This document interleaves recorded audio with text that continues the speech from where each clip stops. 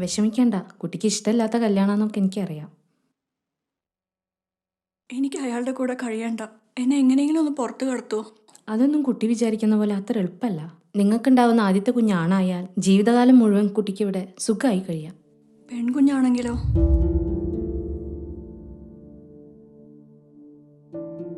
ഞാനിവിടെ കിടന്ന് ചത്താലും ശരി, അയാളെ എൻ്റെ ശരീരത്തിൽ തൊടാൻ ഞാൻ സമ്മതിക്കില്ല. കുട്ടിയുടെ എല്ലാ കാര്യവും നോക്കാൻ ഏൽപ്പിച്ചിരിക്കുന്നത് എന്നെയാണ്. അതിലെനിക്കൊരു കുറവും വരുത്താൻ പറ്റില്ല. വരൂ.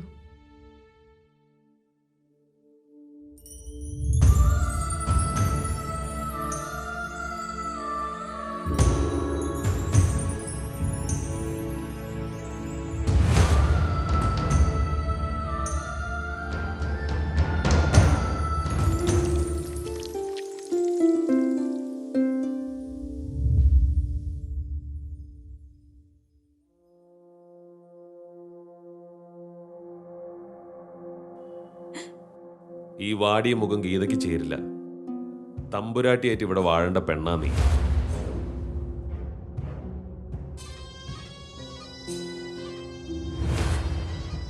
കീഴ്ശ്ശേരി മനയിൽ ഒരു ആൺകുട്ടി ഓടിക്കളിക്കുന്ന എനിക്ക് കാണണം. അവനിലൂടെ ഈ ദേവനാരായണന്റെ പ്രതാപം തലമുറകളോളം നിലനിൽക്കണം. ആശിച്ചതെന്തും സ്വന്തമാക്കിയിട്ടേ ഉള്ളൂ ഞാൻ. ഇന്നേക്ക് 14-ാം നാൾ പൗർണമി ദിവസം വരെ പൂജകളുണ്ടാകും.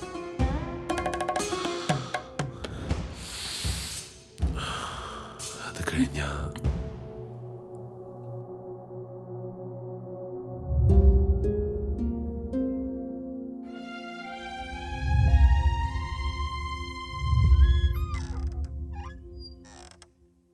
അയ്യപ്പാ, തമ്പുരാൻ, പറഞ്ഞ കാര്യങ്ങളൊക്കെ ഓർമ്മയുണ്ടെന്ന് വിചാരിക്കുന്നു.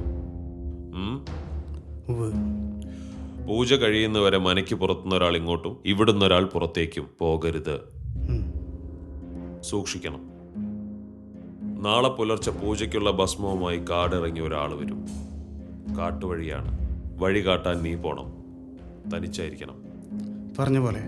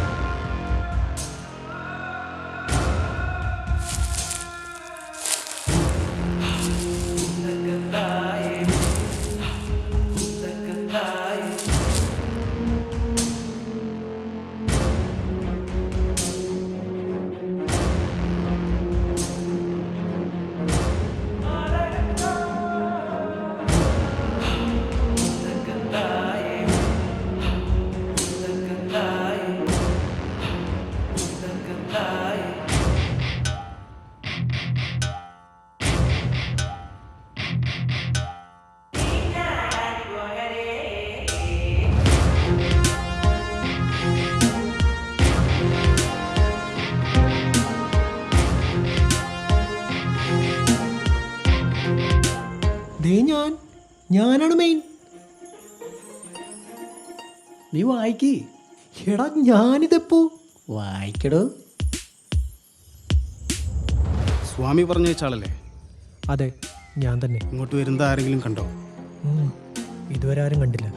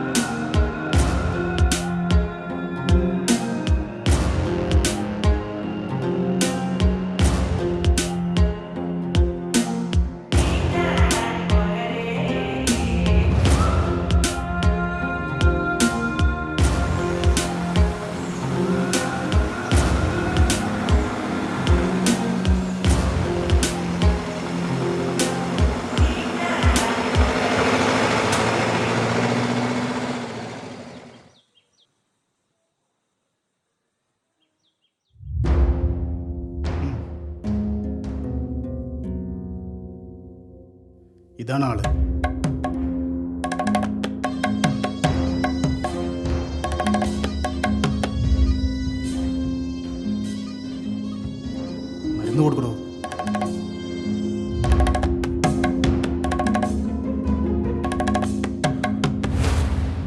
സ്വാമി എന്തെങ്കിലും പ്രത്യേകിച്ച് പറഞ്ഞിരുന്നോ? ഓ പൂജ കഴിയുന്നവരെ തമ്പുരാൻ്റെ കൂടെ തന്നെ വേണമെന്ന് പ്രത്യേകം പറഞ്ഞിരുന്നു. അല്ലെങ്കിലും പൂജ കഴിയാണ്ട് ഇവിടുന്ന് ആരും പുറത്തേക്ക് പോകുന്നില്ല. ഓ അയ്യപ്പ, ഇയാൾക്ക് താമസിക്കാനുള്ള സ്ഥലം ഏർപ്പാടായി കൊടുക്ക്. തമ്പുരാൻ, എന്തെങ്കിലും ആവശ്യമുണ്ടെങ്കിൽ അറിയിച്ചാൽ മതി. ഒരു കുറവുണ്ടാവില്ല. പുറത്തിറങ്ങണമെന്ന് തോന്നാൻ പോലും പാടില്ല. മനസ്സിലായല്ലോ? വാ.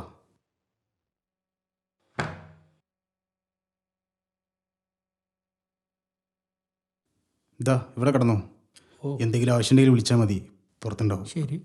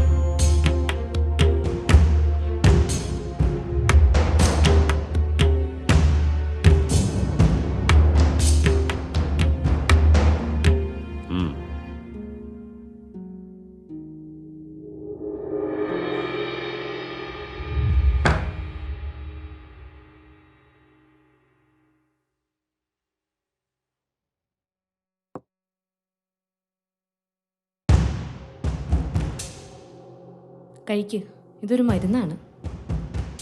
ഞാൻ കഴിക്കില്ല, എനിക്ക് വേണ്ട. എന്തായാലും നിന്നെ കൊല്ലാനുള്ള വിഷം നല്ലതില്ല. നീ ഇത് കഴിച്ചില്ലെങ്കിൽ വേറെ എന്തെങ്കിലും സംഭവിക്കും. പറയുന്നത് കേൾക്കുന്നതാണ് നല്ലത്. കഴിക്ക്.